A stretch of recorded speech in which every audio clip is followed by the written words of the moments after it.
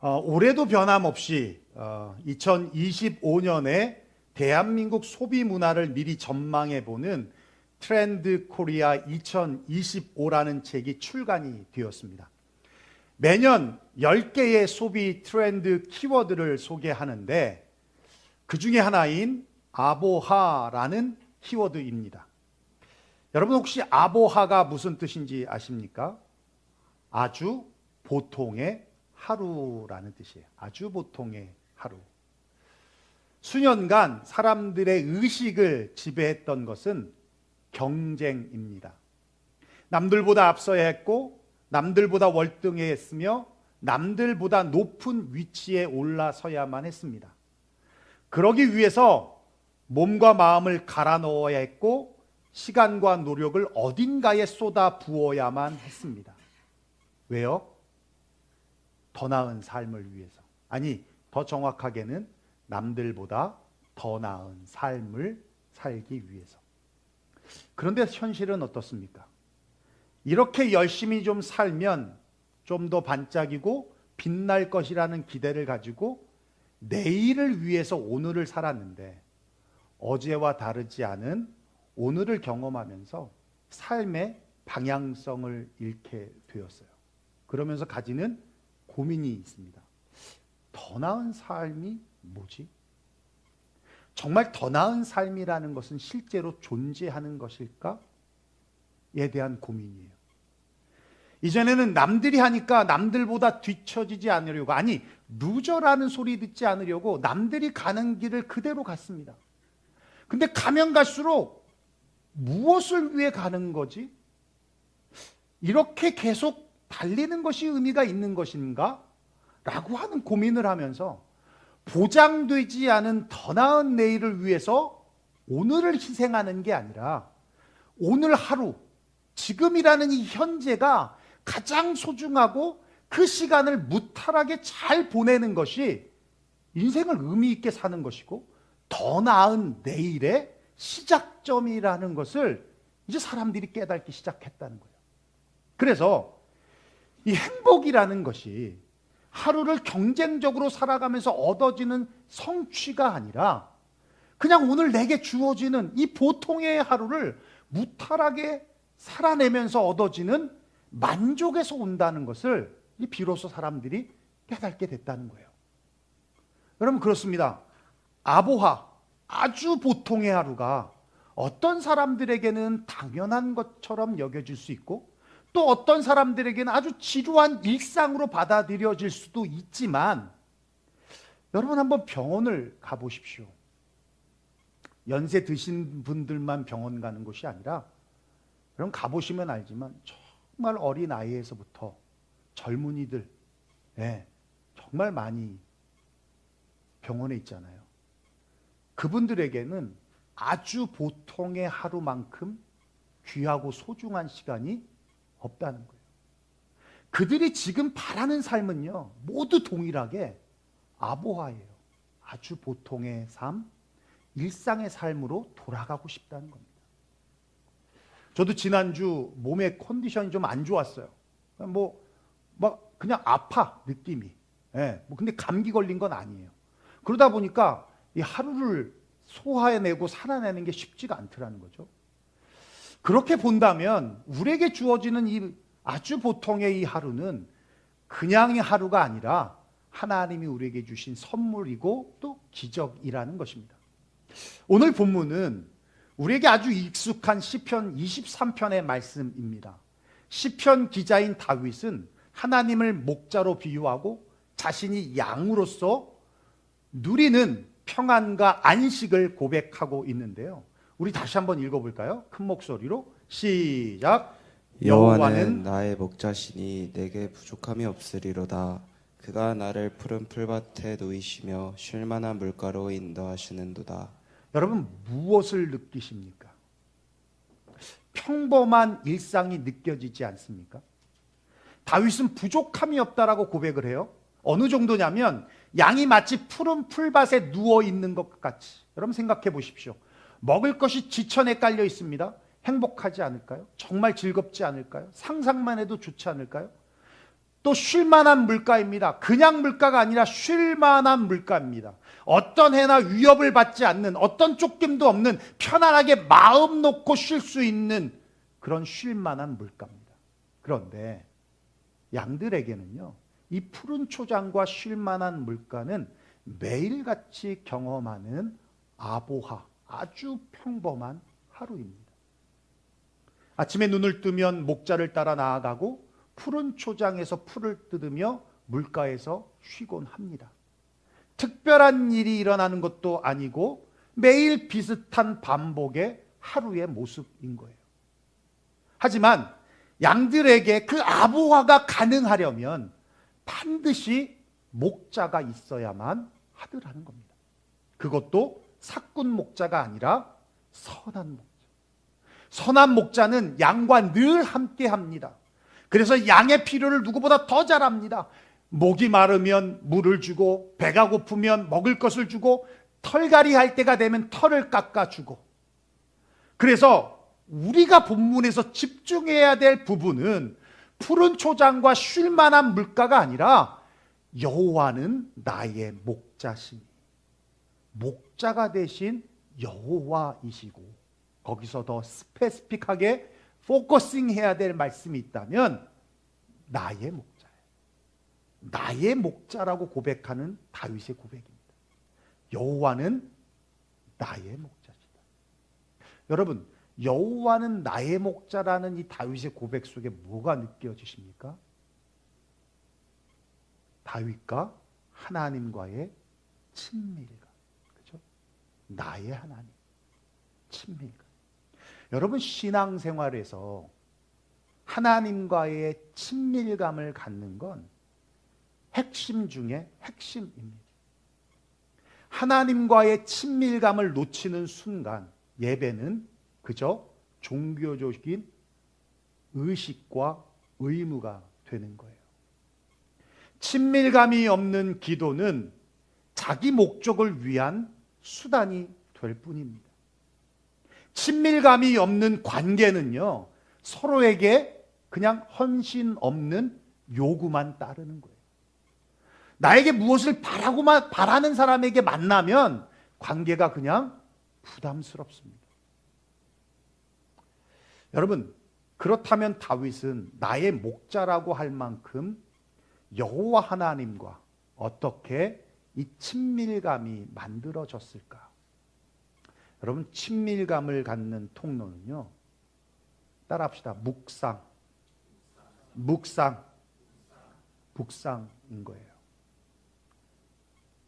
첫째 묵상은요, 하나님의 말씀과 행하심을 깊이 되새기는 것입니다.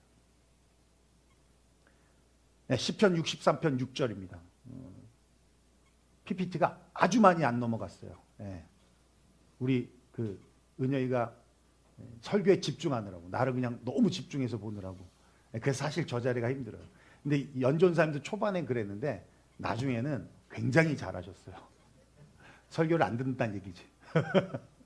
원래 이게 설교를 들으면 넘어가는 게 쉽지가 않아요. 우리 63편 6절 한번 읽어볼까요? 시작.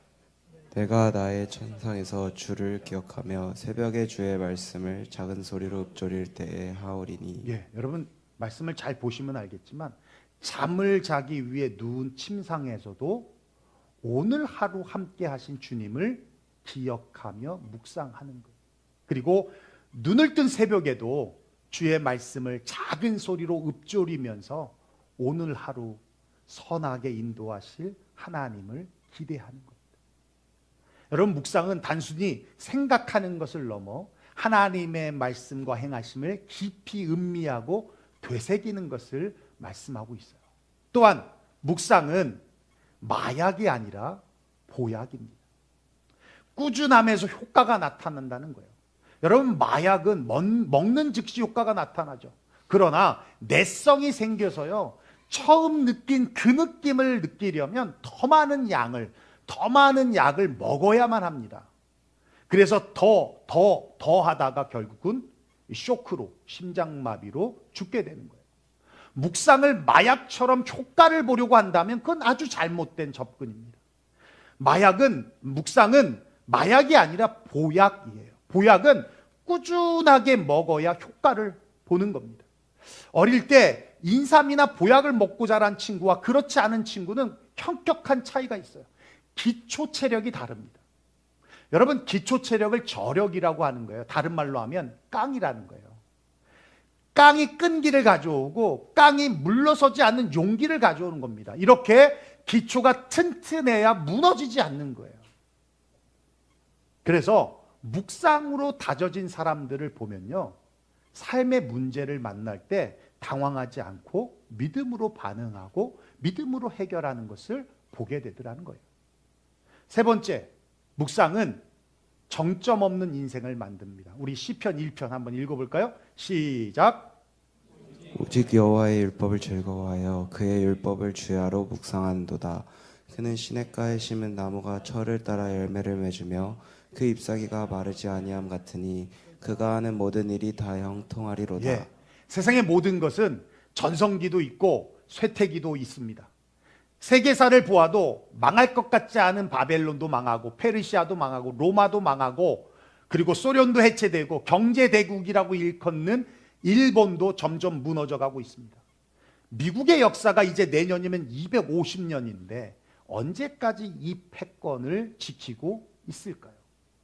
요즘 트럼프의 행보를 보시면 여러분 뭘 느끼시나요? 이 패권 지키려고 안간힘을 쓰고 있다라는 건 느껴지지 않습니까? 여러분, 불과 10년, 20년 미국이 이렇게 안 해도 미국은 미국이었습니다. 근데 이제 이렇게 해야 미국이 지켜질 것 같은 거예요. 그만큼 위기의식을 느끼고 있다는 얘기입니다. 영원할 것 같지만 그렇지 않다는 거예요. 전성기가 있으면 쇠퇴기가 있다는 겁니다.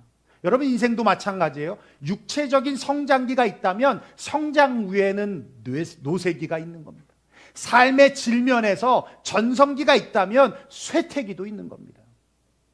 교회도 마찬가지예요. 전성기가 있으면 쇠퇴기가 있습니다.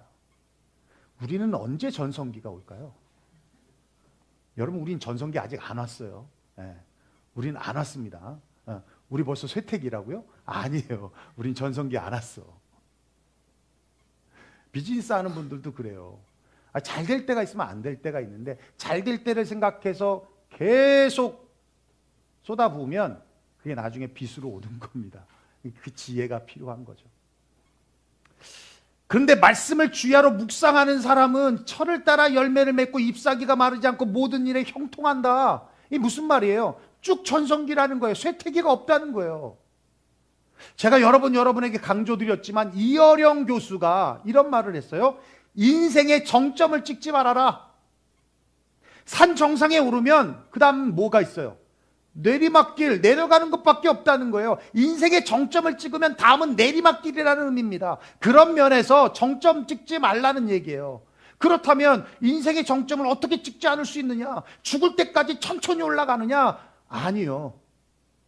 끊임없이 정점을 만들라는 얘기입니다. 정점이라고 생각해서 올라갔더니 또 정점이 보이는 거예요. 또 올라갔더니 또 정점이 보이는 거예요. 올라갔더니 내가 못 봤던 또 다른 정점이 보이면 정점 없이 계속 올라갈 수 있다는 얘기입니다. 그게 뭐예요? 새로운 목표와 비전들을 끊임없이 만들고 도전하라는 거예요. 새로운 목표와 비전들을 어떻게 만들어집니까? 바로 하나님의 말씀을 묵상하면 끊임없이 주님의 뜻을 발견하고 주님의 마음을 깨닫게 됩니다. 그러면 저절로 새로운 비전이 생기고 목표가 생긴다는 거예요. 여러분, 프린트를 출력하려면 입력하는 무언가가 있어야 되는 거예요. 입력하지 않으면 절대 출력이 될 수 없습니다. 하나님의 말씀이 입력되면요, 하나님의 비전이, 하나님의 목표가 출력이 된다는 거예요. 그래서 늘 삶이 기대가 되고 설레어지고 새로움이 있다는 겁니다. 우리 지난주 스페인식 문화 강좌를 시작했어요. 무려 20명이 넘는 분들이, 어마어마한 분들이 딱 들어가는 순간 학구열이 확 느껴졌어요. 근데 앞줄에 누가 계셨어요? 연세 드신 분들이 쫙 일부 예배에 오시는. 그분 중에서 우리 교인이 아닌 우리 권사님 언니분은 제가 여쭤봤어. 왜 스페니쉬를 공부하세요? 그랬더니 그 전에 남미 선교를 갔는데 하나도 모르고 갔다고. 이거 배워서 선교 가려고. 너무 멋있지 않습니까? 네.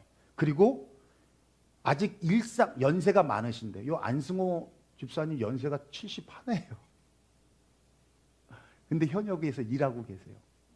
스페니시들을 만나니까 배워서 스페니시들하고 대화하려고.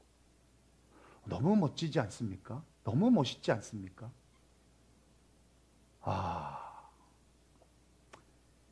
우리 김영신 전사님 나이가 80이 넘으셨는데 그분하고 대화하면 항상 꿈이 있어. 항상 비전이 있어요. 그걸 위해서 날마다 기도하고 있어요. 와, 나는 그 연세까지 살 자신도 없지만 그렇게 할 수 있다는 게 여러분, 저도 유럽을 다녀왔지만 화려했던 전성기를 뒤로 하고 유럽이 다 문을 닫았어요. 체코는요, 기독교 복음화율이 2%입니다. 체코가 종교개혁지의 현장이에요. 근데 지금은 2%예요. 그렇다고 천주교가 많냐? 아니요. 천주교는 9%예요. 다 이슬람 혹은 무신. 네. 아무런 신앙이 없다. 아니요. 신앙 없지 않죠. 자기를 믿는 거겠죠. 네. 유럽이 그렇게 됐어요. 왜? 말씀을 떠났으니까. 주변에 잘 나가던 교회들이 갑자기 분열이 되고 성도들이 떠나요. 왜요? 말씀을 떠났기 때문에. 입력한 것이 없으니까 출력할 것이 없어요. 비전이 없고 목표가 없기 때문입니다. 그러니 내리막길을 갈 수밖에 없다는 것이죠. 말씀을 즐거워하여 주야로 묵상하는 사람은 철을 따라 열매를 맺으며 그 잎사귀가 마르지 않는다. 계속 성장이 멈추지 않는다. 정점이 없다. 피크가 없다. 할렐루야. 이게 묵상을 통해서 이루어진다는 겁니다.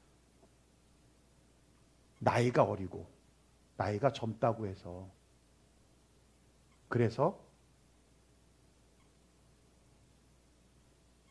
전성기가 오는 것은 아니에요.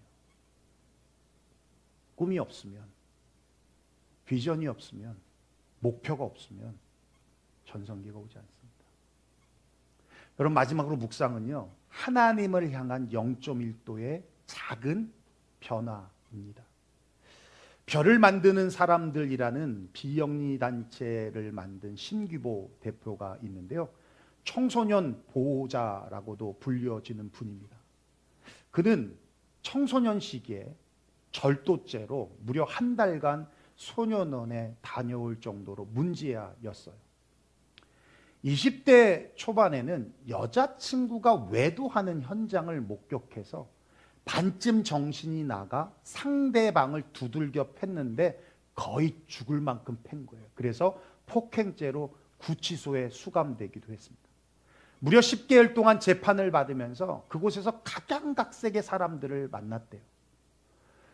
조폭 두목에서부터 시작해서 10원짜리 내기장기를 두다가 우발적으로 사람을 죽인 노인까지. 그런데 한 번은 어떤 분이 찾아와서 탄원서를 써달라는 거예요. 탄원서를 써달라는 이유도 다른 게 있지 않아요? 글을 쓸 줄 안다는 이유 때문이었어요. 그곳에 계신 분들은 글을 쓸 줄을 모르는 분들이 대부분이었다는 겁니다. 자신은 글을 쓸 수 있다는 그 이유 하나만으로 자기한테 탄원서를 써달라는 요구를 했다는 거예요. 그래서 탄원서를 써줬는데 그게 그분의 형량을 어마하게 낮춰줬다는 거예요. 그래서 그게 소문이 나서 모든 사람들이 와서 내 것도 써줘, 내 것도 써줘. 그래서 가운데 손가락 여기가 이렇게 굳은 살이 질 만큼 그렇게 탄원서를 써줬답니다. 그런데 여러분, 탄원서를 쓰려면 그분이 자라온 환경을 알아야 되잖아요. 그리고 그분이 왜 여기에 들어왔는지, 어떤 사건이 있는지를 알아야 되잖아요. 그 얘기들을 다 듣다 보니 공통점이 발견이 되더라는 거예요.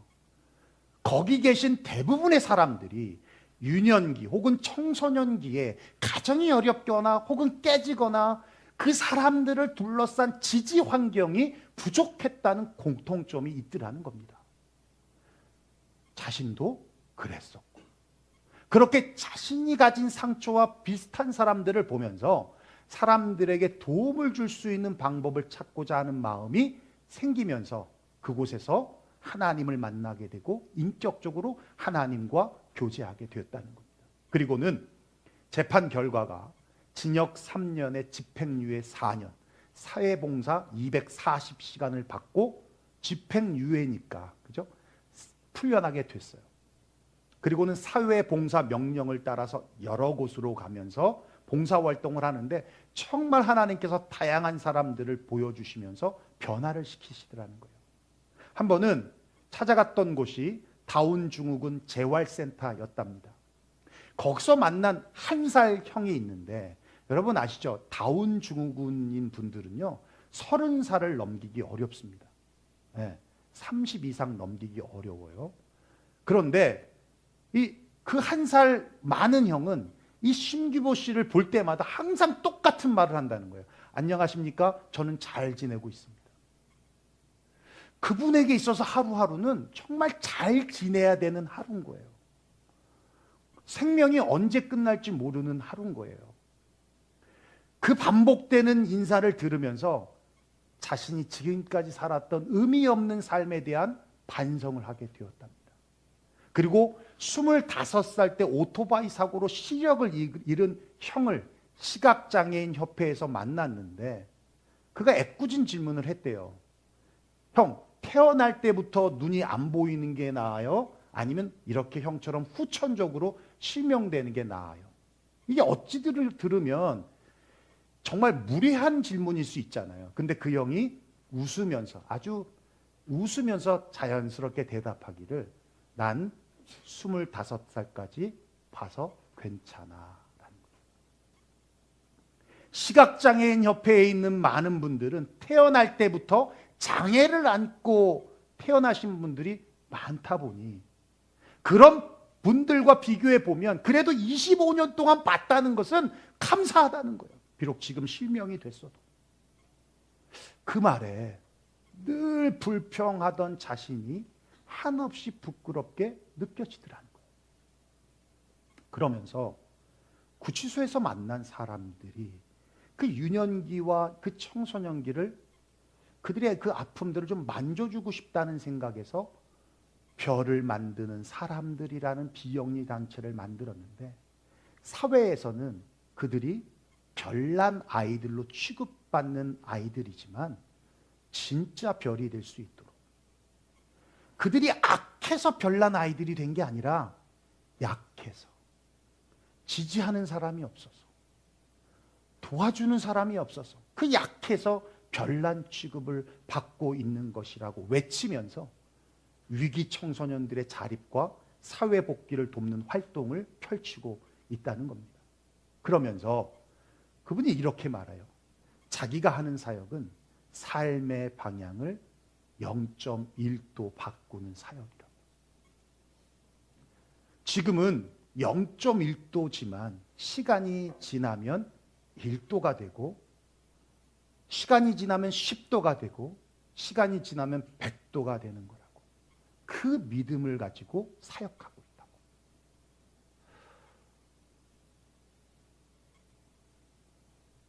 여러분, 매일매일 성경을 보고 말씀을 묵상하는 것은 내 삶의 방향을 주님께 0.1도 바꾸는 변화의 시작입니다. 제가 예전에 우리 성도님 어떤 분과 어디를 같이 갔는데 그런 분을 봤어요. 그냥 나는 그분이 처음에는 아니다 생각했는데 계속 보니까 그런 거야. 목이 이렇게 되신 분이 있어요. 이렇게. 그러니까 딱 짝다리 짚고 있는데 이래. 그래서 이러신가 보다. 그냥 짝다리 져서 그런가 보다 했는데 그냥 걸을 때도 이래. 이래요. 그래서 왜? 근데 어느 날 유튜브에 내 모습을 보니까 약간 고개가 이렇게 된 것 같아요. 유튜브에 내 모습을 보니까. 그래서 거울 앞에 섰어요. 편안한 자세를 놓고 섰더니 약간 이렇게 된 것 같아요. 약간 이렇게 된 것 같아요. 여러분 새벽 예배 안 보시지? 그러니까 그래. 봐봐. 약간 내가 이렇게 된 것 같아. 그래서 위기를 느꼈어요. 지금 약간 이렇게 되면 이게 편하니까. 그죠? 가드가 그죠? 그럼 계속 이렇게 되죠. 그분이 이렇게 된 게 처음부터 이렇게 된 게 아니야. 이렇게 모르게 이렇게 되면 지금 이렇게 된 거야. 이렇게 안 해도 이렇게 안 가 이제 이게. 그래요. 그래 안 그래? 맞죠? 예. 여러분 집에 가서 봐봐. 여러분도 약간 이렇게 될 수도 있어. 약간 이렇게 될 수 있어요. 여러분 이게 하루아침에 되는 게 아니거든요. 이렇게 되는 게 하루아침이 아니에요. 시간이 지나면서 이게 편하다 보면 계속 이렇게 되는 거예요. 그래서 나중엔 이렇게 되는 거예요. 마찬가지입니다. 군에 가보신 분들은 아는데요. 250m 사격을 할 때 정호도 군에 갔다 왔나? 훌륭하다. 만기제대? 만기 전역한 분들만 모임을 갖도록 하겠습니다. 너하고 나밖에 없을 수도 있어. 균주기하고. 그래. 우리 지석이까지. 근데 250m의 사격을 할 때는요. 여기서 그냥 숨소리 하나에 삐끗하잖아요. 그럼 안 맞아요. 정확하게 맞춰야 가는 거예요. 여기서 0.01도만이라도 벗어나면요. 끝에 가서는 엄청난 각도로 벗어납니다. 그런 거예요. 여러분 0.1도가 아무것도 아닌 게 아니라 그 0.1도를 변화시키기 위해서 어마어마한 노력을 해야 되고 어마어마한 수고가 필요한 거예요. 그런데 그렇게 한 번만 길이 들면요. 그게 1도가 되는 거예요.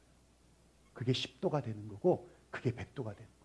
여러분 묵상한다는 것이 처음에는 쉽지 않아요. 그런데 그 0.1도의 방향을 바꾸기 위해서 꾸준히 묵상을 하면 그 0.1도의 변화가 10도가 되고 10도가 100도가 되는 거예요. 여러분 지금은 하는 사람과 안 하는 사람의 차이가 안 보입니다. 그런데 1년이 지나고 2년이 지나고 10년이 지나면 묵상으로 살아간 사람, 묵상하지 않고 살아간 삶의 모습이 완전히 달라져 있는 거예요. 탁월한 저널리스트인 말콤 글래드웰이라는 분이 쓴 아웃라이어라는 책이 있는데요. 여러분 잘 아시죠? 타고난 사람들, 특별한 사람들로 번역되어 있습니다. 근데 그 책에 이런 말이 써 있어요. 어떤 분야에서든지 세계 수준의 전문가 마스터가 되려면 1만 시간의 연습이 필요하다. 그래서 1만 시간의 법칙이라는 말이 있잖아요. 자기 분야에서 최소한 1만 시간 동안 노력한다면 누구나 아웃라이어, 탁월한 사람이 될 수 있다는 겁니다. 근데 여러분 말이 1만 시간이지. 여러분 1만 시간이 어느 정도의 시간인지 아십니까? 하루에 3시간씩. 여러분 일주일이면 몇 시간이에요? 21시간이죠? 21시간을요. 그런 시간을요. 10년을 해야 돼요. 10년을 해야 1만 시간이 되는 겁니다. 결국 무슨 말입니까?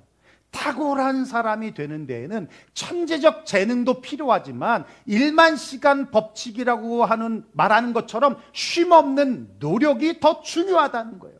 여러분 노력 안에는 무슨 단어가 들어있어요? 반복이라는 단어가 있잖아요. 반복되는 노력이 결국은 아웃라이어를 만들더라는 거예요. 여러분 중독이라는 단어 그리고 지독이라는 단어가 있어요. 여러분 중독과 지독의 차이가 뭔지 아십니까? 중독은 그냥 습관적인 반복이지만 지독은요 열정적인 반복이에요. 여러분 중독은 삶의 중증을 일으키지만 지독은요 뜻을 이루는 겁니다. 지성이면 감천이다. 하늘도 감동한다는 거예요. 그렇게 지독하게 하게 되면. 그래서 뜻하는 바를 이루게 된다는 거예요. 여러분 반복의 부정적인 영향은 중독이지만 긍정적인 영향은 지독함을 만들어내는 거예요. 0.1도의 변화를 만들어내는 묵상이 그렇다는 겁니다. 반복적으로 꾸준히 하면 반드시 시절을 쫓아 과실을 맺고 그 잎사귀가 마르지 않은 것 같은 그 축복을 누리게 된다는 거예요. 말씀을 맺겠습니다. 다윗은 그저 평범한 일상이지만 지금 누리는 평안과 안식이 나의 목자 되신 하나님께로부터 왔음을 고백할 만큼 주님과 친밀한 교제를 나눴습니다. 다윗의 그 친밀함은 묵상을 통해서 만들어졌어요. 묵상은 하나님의 말씀과 행하심을 깊이 새기는 것이고 마약이 아니라 보약, 꾸준함에서 효과가 나타나는 것이며 정점 없는 인생이 되도록 끊임없이 하나님의 나라를 향한 비전과 목표를 줍니다. 그리고 묵상은 하나님을 향한 0.1도의 이 작은 변화를 일으킨다는 거예요. 아보하, 아주 보통의 하루라는 그 의미는 단순히 그 하루라는 의미를 넘어서 하나님이 우리에게 주신 아주 소중한 귀한 선물입니다. 이 아보하 속에서, 아주 보통의 하루 속에서 하나님과 친밀한 교제를 나누기 위하여 주님의 말씀을 묵상한다면 그 과정이 바로 주님께 one step forward, 한 걸음 더 다가가는 거룩한 발걸음이 될 줄로 믿습니다. 오늘도 감사하게도 우리 총남전도회 연합 헌신 예배로 우리가 드리고 있어요. 우리 남전도회가 이 다윗과 같이 이 주님과 친밀함을 가지면서 아보와 아주 보통의 하루 속에서 늘 묵상하며 살아간다면 2025년 우리 유영교회는 이 남전도회로 인하여 더 든든하게 주님 안에 세워지게 될 줄로 믿습니다. 이번 한 주간도 아보와 아주 보통의 하루 속에서 묵상함으로 주님께 one step forward, 한 걸음 더 다가가는 저와 남전도의 모든 회원들과 그리고 우리 유영교회 모든 성도님들이 되시기를 주의 이름으로 축원합니다. 기도하겠습니다.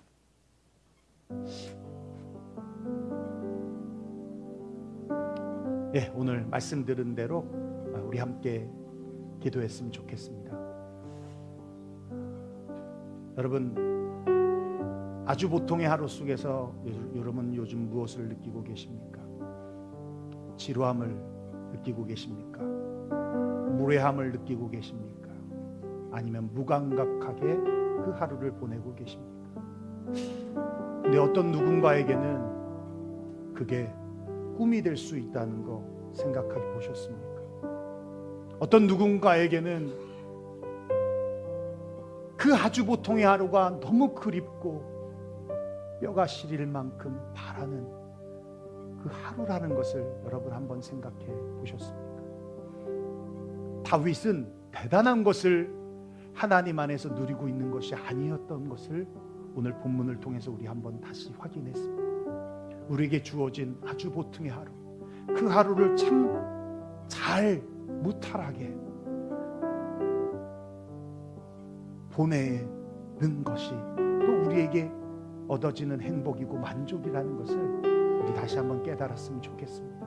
그 아주 보통의 그 하루 속에서 하나님과의 그 친밀함을 놓치지 않기 위해 날마다 거룩한 반복인 이 묵상을 할 수 있다면 지금은 바뀌는 것 같지 않고 변화되는 것 같지 않지만 분명히 0.1도의 변화로 시작을 하여 그게 10도, 100도로 변화되어 하나님께서 시절을 쫓아 과실을 맺으며 그 잎사귀가 마르지 아니함 같으며 그 모든 하는 일이 형통하게 되어지는 놀라운 은혜와 복을 우리가 누리게 될 줄로 믿습니다. 오늘 말씀 들은 대로 우리 함께 기도하며 나가기로 합니다. 함께 기도하겠습니다. 고마우신 우리 아버지 하나님, 감사와 영광을 주님